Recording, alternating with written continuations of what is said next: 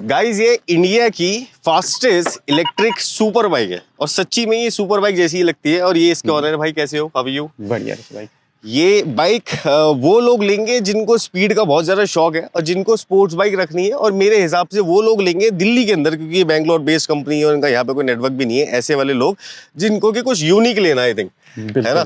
सबसे पहली बात है कि ये बाइक इलेक्ट्रिक है और ये चलती कितनी स्पीड में, हाईएस्ट कितनी स्पीड है इसकी? 155 इसकी टॉप स्पीड है। 155 पहुंच जाती है? हाँ, मैंने अराउंड 140 तो चलाई है। हाँ। 155 तक पहुंचाने का तो भी मौका नहीं मिला, पर मतलब कंफर्टेबली पहुंच जाती है। ऐसा कोई कितनी देर में पहुंच जाती है? अराउंड 100 तो 7 सेकंड्स है, तो 10-12 सेकंड मान के चलो। हाँ। अगर आप पूरा 100% टॉर्क उस पे देके रखोगे रेस पे तो। इसके अंदर ये एक मोड है बैलिस्टिक मोड।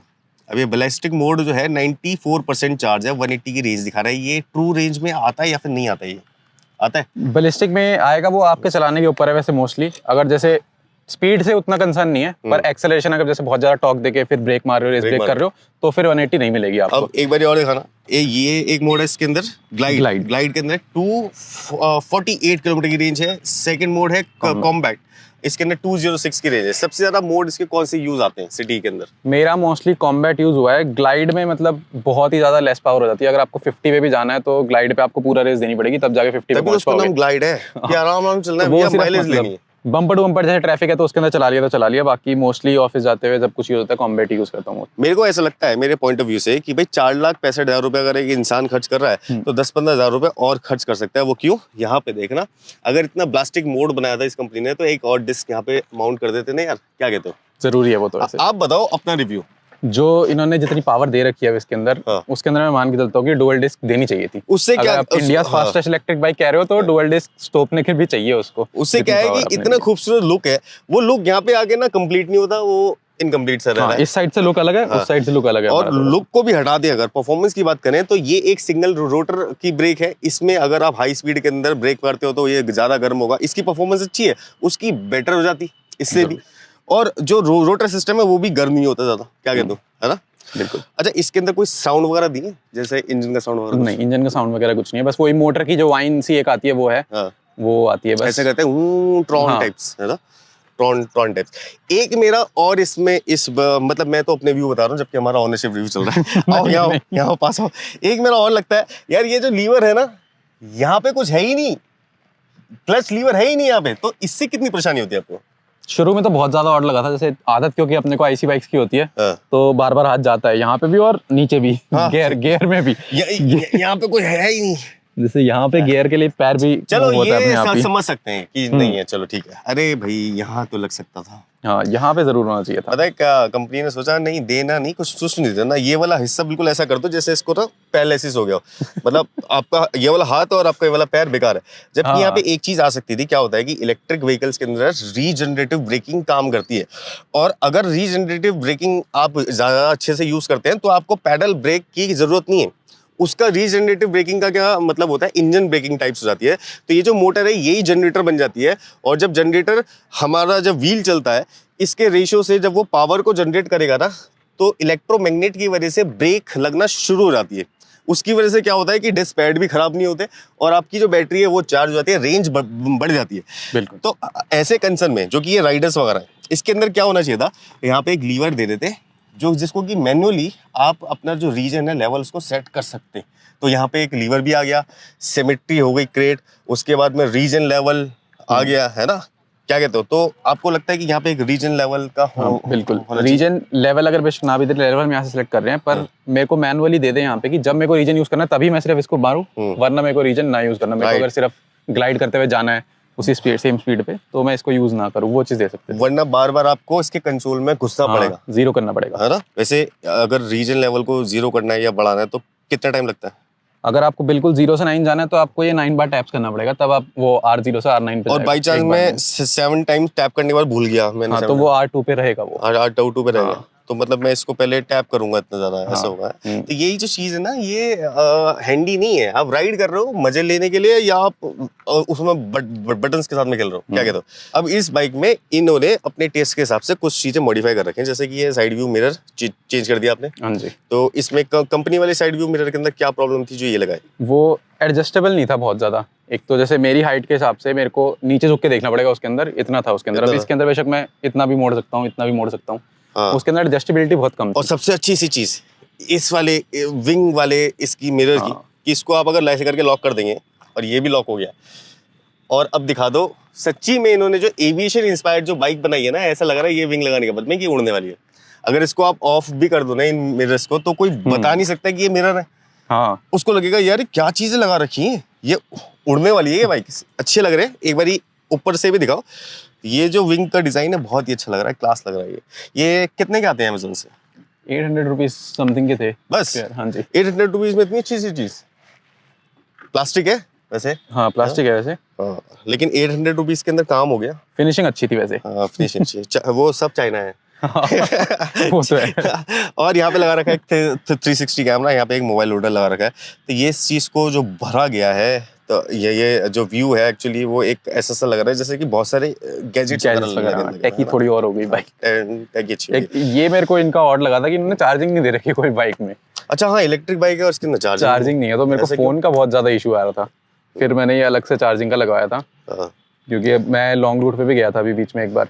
तो यार ये भी एक पॉइंट है, पॉइंट ऑफ इम्प्रूवमेंट के अंदर है। जो लोग अभी सोच रहे हैं इलेक्ट्रिक बाइक हाई परफॉर्मेंस लेना, और ये ना कंपनी वाले भी देखते हैं वीडियोस, तो कंपनी वाले अगर देख रहे हैं वीडियोस, तो एक चार्जिंग पॉइंट बहुत इंपॉर्टेंट है आज की डेट में। तो सब बाइक्स में ही आ रहा है। चाहे बंदा यहाँ पे ना लगाए होल्डर, उसको अंदर केबल लगा के अपनी पॉकेट में रख ले, लेकिन चार्जिंग पॉइंट होना जरूरी है। और ये तो इलेक्ट्रिक है, तो इसके अंदर तो प्रॉब्लम भी नहीं है। तो इतना बड़ा पावर बैंक है ना। हाँ जरूर। बैटरी तो है इसके अंदर, एक इन्वर्टर सिस्टम है। अब एक और चीज मुझे अच्छी लगी है, देखो ये होता है अपना पर्सनल टच, ये चीज बैटमैन। तो ये बैटमैन के पॉइंट ऑफ व्यू से बाइक ली थी क्या, ब्लैक कलर की? हाँ नहीं, व्हीकल मेरे को ब्लैक ही पसंद आती है मोस्टली। मेरे को ये नहीं था कि अब ये पहले मिल रही है, मैंने ब्लैक बुक कर रखी थी, तो उन्होंने बोलता कॉस्मिक ब्लैक हम सबसे पहले निकाल रहे हैं। अच्छा, तो उनका कॉल आ गया था फिर दो वीक्स के बाद ही। अच्छा ये चार्ज कितनी देर में हो रही होगी? चार्ज अभी मैंने नॉर्मल चार्जर ही ले रखा है, यहाँ से होती है चार्ज? एक बार मैंने। इसको खोलना, ओपन करना इसको। ये मैंने एक इसका कैप लगा रखा अलग से लेके। हाँ। ये एक्चुअली ओला का कैप है ये वैसे। मिलता नहीं है कैप इसमें? नहीं, ये ऐसे आता है ब्लैंक, पर जब बारिश वगैरह हो रही थी तो थोड़ा बहुत चले जा रहा था पानी इसके अंदर। अच्छा, तो उस वजह से मैंने एक ऐप लगा रखी है। तो ये क्योंकि ओला का और इसका चार्जिंग पॉइंट सेम है। तो ओला वाले भी सोच रहे होंगे कि वाह क्या बात है। इसको थोड़ा सा यहाँ से कट कर रखा है मैंने। अच्छा। ये इतना डीप नहीं होता, हाँ। तो इसमें कट करके उसके हिसाब से बना रखा है मैंने इसको। नहीं ये सही है, अगर कोई यूजर है बढ़िया इस बाइक का, तो वो एक ऐसी एक कैप यूज कर सकता है जिससे कि इसके अंदर पानी नहीं जाएगा। क्या कहते हो, है ना? ये चीज है। कितनी देर में हो जाती है चार्जिंग? ये चार्जर नॉर्मल वाले से लगा के अराउंड 7.5-8 आवर्स लग जाते हैं मेरे को। ओवरनाइट ही चार्ज करता हूँ कितने परसेंट से कितने परसेंट तक? जब मैं खत्म करता हूँ तो अराउंड 7 to 8% बाकी होती है ऑलमोस्ट। मेरा पूरा वीक खत्म होता है जब तक ऑफिस का, तो 7 से 8% बैटरी बाकी होती है, और 100 होने में 8 आवर्स लग जाते तो आप इसको दिल्ली टू गुड़गांव रोज चलाते हो? 3 days a week जाता हूँ मैं, तो अच्छा। 3 दिन तक गुड़गांव जाती है, और डेली जिम का 10-12 किलोमीटर। और बाकी वर्क फ्रॉम होम? हाँ बाकी वर्क। यार ये वाले ऑफिस बढ़िया है आज के डेट में, वर्क फ्रॉम होम। अभी तक तो पूरा था, अब 3 दिन कर दिया है तो थोड़ा सा हो गया।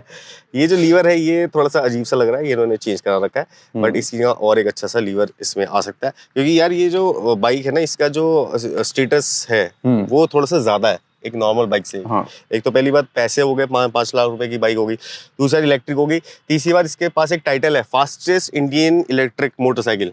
इससे तेज कोई और मोटरसाइकिल है ही नहीं। क्या कहते हो? इंडिया की नहीं है कोई भी। इंडिया में नहीं है ना अभी, वो इंडिया के अंदर वो आ जाएंगे, फिर ये पता नहीं कौन से नंबर पे होगी, बट अभी के लिए तो यही है, क्योंकि हमारे इंडियन लोग हैं ना जिन्होंने बनाई है।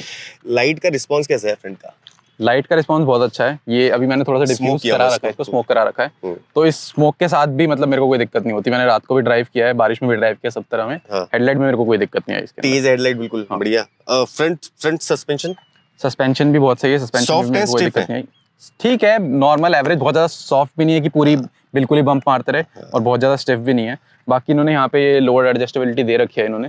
शॉकर्स को अगर आपको लोड एडजस्ट करना है तो ये कैप रिमूव करके उसकी की दे रखी है, उससे एडजस्ट कर सकते हो आप। किए हैं अभी तक? वैसे नहीं किया, करना भी मत जब तक 100% नहीं पता कि कैसे करें। क्या पता साला कहीं पे कुछ हो जाए, क्या पता एक सॉफ्ट एक हार्ड हो जाए तो दिक्कत आने लग जाए बाइक में। अच्छा, ये विंग का इसमें कोई रोल है इस बाइक में? विंग का इसमें इन्होंने एक तो बोल रहे थे कि ये थोड़ा सा डाउन फोर्स क्रिएट करेगा, और इसके अंदर इन्होंने एक लोहे का वायर टाइप दे सकते हो आप, पाइप दे रखा है मेटल, जिससे ये क्रैश गार्ड की तरह भी एक्ट करता है। क्रैश गार्ड की तरह इन्होंने पहले सोचा कि ना भाई इस बाइक के अंदर तो क्रैश गार्ड लगाने की जगह नहीं, बाई चांस अगर फॉल होती है तो फॉल प्रोटेक्शन के लिए क्या करें, इसी को ऐसा बना दिया डुअल पर्पस। और ये एक बारी इनसे बाइक गिर भी चुकी है, तो कोई भी स्क्रैच नहीं आया, तो क्रैश गार्ड काम कर रहा है। वैसे ये वाली जो डिजाइनिंग है इनकी बहुत ही ज्यादा खूबसूरत है, बहुत अच्छी सी बना रखी है। बैटरी पैक पीछे जो इनका इलेक्ट्रॉनिक्स है वो यहाँ पे छुपा हुआ है पीछे। वैसे ये इसमें से हीट तो निकलती नहीं होगी कभी? नहीं, हीट वगैरह तो ऐसा कोई मेरे को इशू भी नहीं आया अभी तक। हीट में बहुत लंबी लंबी भी ड्राइव करी मैंने, आज तक मेरे को कभी मोटर का हीटिंग भी नहीं दिखाया, ना बैटरी का कोई वार्निंग नहीं आया अभी तक। वो कुछ नहीं, बिल्कुल नहीं। कैसे भी।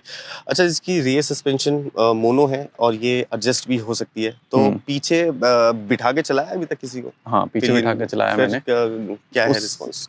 सही है, बहुत ज्यादा। पीछे वाले के लिए थोड़ा ये है कि हाइट बहुत ज्यादा ऊंची है और कंफर्टेबल थोड़ी कम है सीट। आगे वाली फिर भी सही है। ये चेंज करवाएंगे? हाँ, ये मैंने इसके अंदर सिलिकॉन पैड्स लगवा रखे हैं। बाई चांस में अपनी बाइक में कोई मॉडिफिकेशन नहीं करवाता सीट में, तो सीट इसकी कैसी लगी थी आपको स्टार्टिंग में? इनिशियल कंफर्टेबल ठीक है उसका, पर आप लॉन्ग राइड नहीं कर सकते उसके बाद, आपको जरूर दिक्कत जरूर आएगी उसके अंदर। अच्छा। अगर हम 40-50 किलोमीटर तक मैं जाऊंगा तो मेरे को कोई दिक्कत नहीं। वैसे यहाँ से अरावली गया था तो कोई दिक्कत नहीं है, राइट। पर अगर 100-200 किलोमीटर जाना तो तब आपको चेंज करानी पड़ेगी। एक मेरे जैसे राइडर के लिए और इनके लिए भी मुझे लगता होगा। अब यार देखो, एक बार यहाँ से दिखाओ। बाइक जो है फ्रंट से बहुत मैसिव है, मसली है, बिल्कुल साला ऐसा है जैसे एक सूमो पहलवान है आगे से। अब पीछे से आते आते क्या बन जाता है, ब्रूस ली। ये फाइटर तो है, मारेगा तो सही, लेकिन पतला दुबला सा है। ये है तो 150 mm का टायर, लेकिन इस बाइक के हिसाब से ये छोटा लग रहा है ना?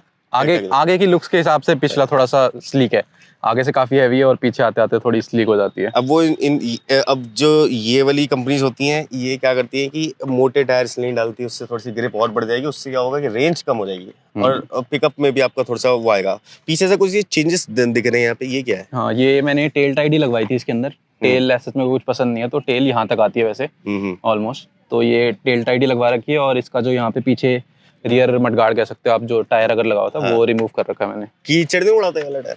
उड़ाता है, तो मैंने उसको रखा हुआ है। जब बारिशों का सीजन होता है तो उसको लगा लेता हूँ वापस में। अभी बारिशों के बाद मैंने वापस उतारा है। अच्छा, जब ये मान लो 4,65,000 रुपए की बाइक खरीद के आप फर्स्ट टाइम गए होगे अपने ऑफिस, और क्योंकि इनका ऑफिस आईटी वाला है तो लोगों ने वहाँ पे देखा इसके अंदर क्या क्या है, क्या क्या नहीं? हाँ, बहुत लोग देखते हैं। इलेक्ट्रिक बाइक है कैसे? रास्ते में ही मेरे को बहुत सारे लोग मिल जाते हैं, तो मैं रिएक्शन वीडियोस वगैरह भी डालते रहता हूँ, सबकी देखते रहता हूँ। अच्छा, इनका एक चैनल है भाई साहब, मैं बता दूं, और उस चैनल की हर जगह ब्रांडिंग है। देखो, the fit gamer, the fit gamer, the fit gamer, हर जगह लिखा हुआ है। इस चैनल पे क्या कर रहे हो आप? पहले मैंने बहुत पहले शुरू किया था गेमिंग का करके, पर बीच में छूट गया बिकॉज मेरी जॉब बैंगलोर लग गई थी। तो अब वापस शुरू किया मैंने, सब कुछ डाल रहे हैं उसके ऊपर भी। तो मेन फोकस अल्ट्रावायलेट रखा हुआ है भी उसके ऊपर, क्योंकि मैं डेली ऑफिस जाता हूँ तो डेली रिएक्शन मेरे को मिलते हैं। अगर कोई इंटरेस्टेड हो इनके चैनल जाके देख लेना। अब ये बताओ, ये चार्ज हो जाती है 8-9 घंटे में, फुल चार्ज चल जाती है एक ब्लास्टिक मोड पे, जिसपे कि मजा आ रहा है। कितना चल जाती होगी? 150 किलोमीटर? हाँ, 160 अगर आप मतलब अच्छे से चला रहे हो, रेस दे रहे हो, ब्रेक दे रहे हो वाला, तो 150-160 किलोमीटर मान के चलो बलिस्टिक पे। तो अगर जैसे मेरा ऑफिस गुड़गांव है और मैं दिल्ली में रहता हूँ, तो मेरा 2 दिन का काम हो जाएगा आराम से, क्योंकि आने जाना 30 किलोमीटर 60 किलोमीटर हो गए। तो क्या रिकमेंड करोगे कि दिल्ली में बैठा हुआ बंदा है, बैंगलोर बेस्ड कंपनी, इस मोटरसाइकिल को खरीदना चाहिए? अच्छा, एक चीज मैं बताना भूल गया कि यहाँ पे ये भी है, ये यूज किया है अभी तक? हाँ, ये मैंने एक्स्ट्रा लगवा रखा है। हाँ, तो ये किया है अभी तक यूज? हाँ, ये मैंने स्पेशली अपना जब लॉन्ग रूट करा था मैंने दिल्ली से ऋषिकेश, तब मैंने ये लगवाया था। सही काम आता है? हाँ, बेसिकली ये बेसिक बिल्कुल देसी वाला क्रूज कंट्रोल। Cruise control. और इन्होंने बड़े मतलब ये जो क्रूज कंट्रोल है बहुत सही तरीके से बना रखा है कि अपने ये थ्रॉटल को ही यहीं पे ना ये रोक देगा ऐसे करके। अब एक बार इसको रोक लो और फिर थ्रॉटल कम भी कर सकते हो, ज्यादा भी बढ़ा सकते हो, ऐसे करके इसको टाइट करके चलो। हमारे टाइम में जब हम बाइक चलाया करते थे तो ये वाला जो पोर्शन है ना इसमें, इसके अंदर एक रबड़ फंसा लेते थे यहाँ वाले इसमें, ठीक है? तो हमारा वो जाता था थ्रॉटल टाइट, कोई टेंशन नहीं, क्रूज कंट्रोल। अबे बताओ, 10 में से कितने नंबर दोगे इस बाइक को? 10 में से मैं 8 नंबर दूंगा वैसे। और 2 नंबर क्यों काटे? एक तो थोड़ा मेरे को मॉडिफिकेशन करानी पड़ी अपना लॉन्ग रूट पे जाने के लिए। जैसे इन्होंने एज एडवर्टाइजमेंट ऐसे कर रखी है कि आप लॉन्ग रूट्स भी कर सकते हो, जो ये चार्जिंग स्टेशंस भी लगा रहे हैं वैसे सारे लंबे रूट जितने भी बाइक के होते हैं उस पे। तो उसके मामले में मेरे को बिना चेंजेस के नहीं है कंफर्ट उतना कि मैं 200 किलोमीटर 250 किलोमीटर कर पाऊँ एक बार। किफायती है ये बाइक, जैसे इन द सेंस कि अगर ये जितना पावर लेती है यूनिट वाइज, ठीक है, और जितना ये चलती है उसके हिसाब से पेट्रोल की कॉस्ट का है बहुत फर्क है, पेट्रोल की बहुत फर्क है। वैसे 4,70,000 रुपए खर्च करके मैं नहीं समझता कि कोई बंदा ये सोच के लेगा कि मैं पैसा बचा रहा हूँ, पेट्रोल नहीं चला रहा। वो यही सोच के लेगा बस मैं फास्टेस्ट मोटरसाइकिल चला रहा हूँ, इलेक्ट्रिक है। नहीं, पर आफ्टर मार्केट कॉस्ट भी, जैसे सर्विसिंग की कॉस्ट है, ये सब कॉस्ट है, वो सब इसके अंदर कुछ नहीं है। नहीं है। ऐसा 500-600 रुपीज की आपकी सर्विस होगी, जो भी चेंजेस ऑयल वगैरह क्लीनिंग चेंज तो होगा होंगे। फिर वो ऐसे क्लीनिंग होगी, और एक इसका ऑयल चेंज होता है अंदर जो इसके मेन गियर्स वगैरह का है। कंपोनेंट का ऑयल। हाँ, वो कंपोनेंट्स का ऑयल चेंज होता है बस एक, वो 500 किलोमीटर के वो होती है। Thank you so much for your time and effort. Thank you. बहुत ही अच्छी बाइक लगी है F77 Mark II। एक तो नाम बहुत बढ़िया है, एविएशन से इंस्पायर्ड सब कुछ, मोड भी ब्लास्टिक ये वो सब कुछ डाल दिया इन्होंने, है ना। थोड़े बहुत विंग्स और लगा दिए, जो इन्होंने नहीं लगाया वो इन्होंने लगा दिए, ठीक है। जो मॉडिफिकेशन कंपनी ने नहीं करी वो इन्होंने कर दी, बट इसमें भी अभी बहुत सारे पॉइंट ऑफ इंप्रूवमेंट है। हम पूरा एक और वीडियो लेके आएंगे इसके ऊपर। नेक्स्ट वीडियो मिलते हैं, तब तक के लिए बाय बाय।